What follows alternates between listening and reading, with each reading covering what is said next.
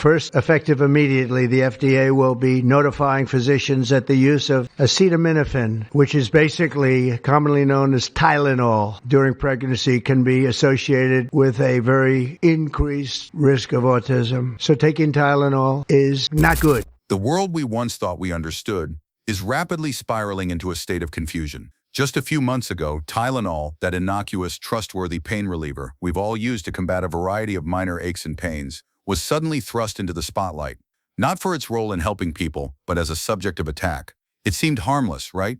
Just a little caplet that has been trusted for decades, a go-to solution in the medicine cabinet. But now the government and some high-ranking public officials have begun to accuse this little pill of causing harm, questioning whether it's really as safe as we once thought. All right, I'll say it. It's not good. For this reason, they are strongly recommending that women limit Tylenol use during pregnancy unless medically necessary. That's, for instance, in cases of extremely high fever. What could possibly cause such a dramatic shift? The answer is much more complicated than just one simple thing. What we're seeing now is part of a larger narrative where trust in institutions, especially healthcare-related ones, is being undermined. Tylenol has somehow become emblematic of this shift, and the question has moved beyond whether the little pill works or not to whether we should trust anything we've been told about our health.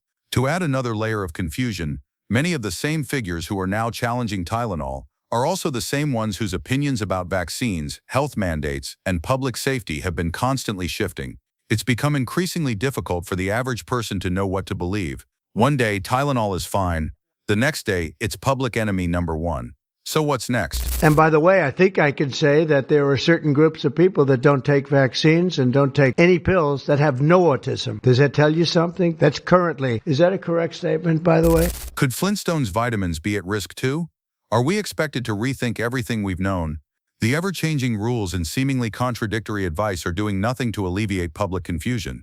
In the midst of this confusion, we also have another figure who has made headlines, not for providing clarity or leadership, but for perpetuating chaos: former President Donald Trump. His latest antics have been just as unpredictable as his entire presidency, if not more so. For instance, let's take a look at his most recent escapade involving Elon Musk. Oh boy. You know, this whole thing happening with Elon Musk and Twitter reminds me of, I think it was Mike Tyson who had that line where he said, everybody has a plan until they get punched in the face. Because now it feels like Elon Musk is just like scrambling, making it up as he goes along. Which I get.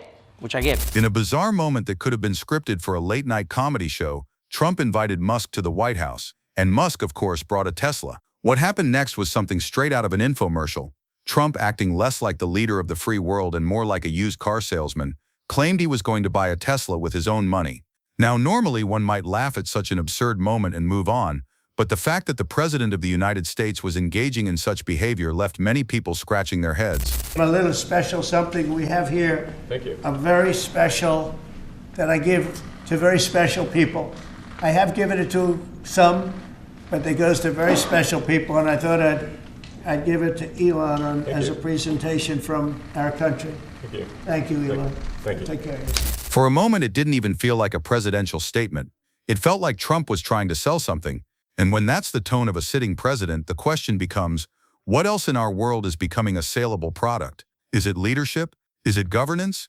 Because if we've learned anything from the past few years, it's that everything seems to be up for grabs when it comes to Trump and his reality show-like presidency. It's no surprise then that the public has increasingly come to view this era of politics not as a serious national journey, but as one giant sitcom, written by accident and directed by chaos. The punchlines seem to write themselves, and late-night hosts like Kimmel and Trevor Noah don't even have to work hard anymore. Every day brings a fresh episode of ridiculousness that feels almost scripted in its absurdity. The show writes itself, and what's even more unsettling is that the stakes of the show are not confined to entertainment. They affect real lives, real decisions, and the future of an entire country. Did you ever have Trump on the show? No, we never did. He did say some bad things about you on... I don't know. I don't keep up with it. Yeah, I do. I keep up with it. Yeah, you did. Yeah, but you have like a feud with him. Trump, perhaps without realizing it, has turned American politics into a bizarre reality show where the concept of leadership is replaced with spectacle, and his actions, his every misstep, become fodder for the next round of comedy. One of the most memorable and telling moments of this spectacle was when Trump, in one of his infamous Twitter rants, decided to go after comedian Trevor Noah. He declared that Noah was never funny and that Jon Stewart, who had once been a comedic influence, was only slightly better. It's a remarkable statement to make coming from the President of the United States, especially considering that comedians like Noah and Stewart have not only been part of the public discourse for years, but have also been among the most vocal critics of Trump's actions. Here's what I've noticed. Like, Trump's annoyance at people is directly proportional to how big they were when he focused on the media. Time magazine is still the biggest thing in his life. And then obviously Jimmy Kimmel, SNL, if they insult him, he gets really angry about it. Yeah. I'm so new to him that he's just like, that guy. You know what I mean? Trump's tirade was an interesting and ironic commentary on his complete misunderstanding of public perception. In his mind, moving toward the center, as he believes he has, would garner more followers, but he failed to see the larger truth that his divisive rhetoric, self-interest, and spectacle-driven governance are what alienated so many. The country, it seems, has turned into a giant stage for Trump's reality show. Every press conference feels like an open audition for America's Got Talent, except there's no talent. Just a series of contradictions, misstatements, and half-baked ideas. Facts become as elusive as the latest celebrity scandal, disappearing from the conversation as soon as they are brought up. Kimmel has hilariously described Trump's press briefings as open mic nights at comedy clubs no one asked to attend, and Noah, too, points out how Trump's campaign promises seem to have aged like unrefrigerated milk, once fresh and exciting, but now sour and unappealing.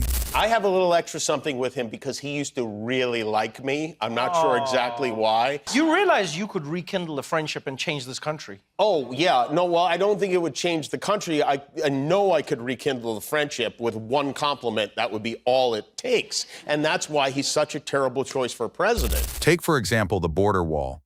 What was meant to be the great accomplishment of his presidency has instead become a punchline, not because of political opposition, but because of Trump's own inability to bring his promises to fruition. The wall has become a symbol not of national security, but of broken promises and incompetent execution. It's hard to even describe some of Trump's decisions without feeling like they are straight out of a parody. Case in point, his decision to release all government documents related to Amelia Earhart's disappearance. While this may sound like a curious historical inquiry, the timing of this announcement was anything but innocent. This, like many other statements from Trump, seemed designed to distract the public from more serious issues like the Epstein files, or the mounting concerns over healthcare and foreign policy. Trump has often thrived on creating distractions, pulling attention away from the things he wants to keep hidden or avoid discussing. And yet, every time he makes a bizarre declaration, the public is forced to pay attention, unsure of what's real and what's a diversion. For years, I wouldn't talk to Jeffrey Epstein. I wouldn't talk because he did something that was inappropriate. He hired help. And I said, don't ever do that again. He stole people that worked for me. I said, don't ever do that again. He did it again. And I threw him out of the place. I'm glad I did, if you want to know the truth. Another recurring theme during Trump's presidency has been his relationship with numbers, specifically his attempts to boast about economic statistics that often don't add up. Statistics walk into his speeches like guests at a party, only to collapse into incoherent fragments of misinformation. Kimmel has often pointed out how Trump announces record-breaking achievements, sounding like a student who never opened the textbook, yet still claims to have aced the exam. Trump's entire economic rhetoric feels like a sales pitch for a used car. Except in this case, it's the country itself that's the product. Every boast about the economy sounds more like an exaggerated sales pitch than a genuine reflection of reality. And as always, the fact-checkers are left cleaning up the mess, pointing out how much of what Trump says simply doesn't hold water. On the international stage, Trump's foreign policy has been just as chaotic and self-serving. He has long wanted to project power on the global stage, but his attempts to do so often came off more as teenage posturing than serious leadership. Kimmel has compared Trump's summit meetings with world leaders to awkward family reunions, where the loudest uncle tries to hog the spotlight. Instead of presenting a coherent diplomatic strategy, Trump's foreign policy has often felt like a series of stunts and photo ops. Whether it's shaking hands with foreign leaders or making vague promises about trade deals, Trump has treated diplomacy like a reality TV show where the only thing that matters is the spectacle, not the substance. There's also been a surprising twist in the New York City mayoral race, with some suggesting that Mayor Eric Adams could be the next ambassador to Saudi Arabia. Given Trump's ongoing influence in American politics, this move could serve his personal interests as much as Adams'. It's just another example of the self-serving, spectacle-driven politics that have come to define this era. Meanwhile, local fans, like Mets fans, continue to be caught up in their own frustrations with the things they care about most. For all the chaos in Washington, People are still trying to deal with their everyday lives, including the letdowns that come from sports teams like the Mets. In many ways, it's hard to ignore the fact that people feel as though the whole system, politics, media, sports, is all just one big game. Trump's domestic policies have been another area of constant ridicule. He promised to drain the swamp, but what we got instead was a swamp that only got more lavish under his watch. The irony of this is impossible to ignore. Kimmel frequently mocks Trump's hypocrisy, noting how he promised to fight against the elites, but spent his time playing golf with billionaires and surrounding himself with wealthy donors. Trump's idea of fighting for the working class seems less about policy and more about a brand. Every time he declared himself the champion of ordinary Americans, another billionaire found their way into his cabinet. Then there's the issue of Trump's obsession with media and image. He has made it clear time and again that his perception of success is based solely on public adoration and applause. Kimmel has pointed out how Trump has turned the presidency into a circus, one where the main attraction is the show he puts on rather than the policies he enacts. In fact, it's hard to escape the sense that Trump sees the entire country as a stage, and his job is to entertain rather than govern. And it's not just the late-night comedians who are pointing out the absurdities of Trump's presidency. His obsession with crowd sizes, his attacks on the media, and his ongoing threats to silence anyone who disagrees with him have all turned Trump into a figure who is more concerned with image than with actual governance. The more he rants on social media, the more it becomes clear that he's not leading a nation. He's putting on a performance for an audience that's all too eager to cheer him on. Scandals have been another defining feature of Trump's presidency. It's impossible to keep track of all the controversies he's involved in, but each one seems more ridiculous than the last. Whether it's his attempts to repeal and replace healthcare, or his lack of a coherent plan for dealing with national crises, Trump has set a new standard for scandal.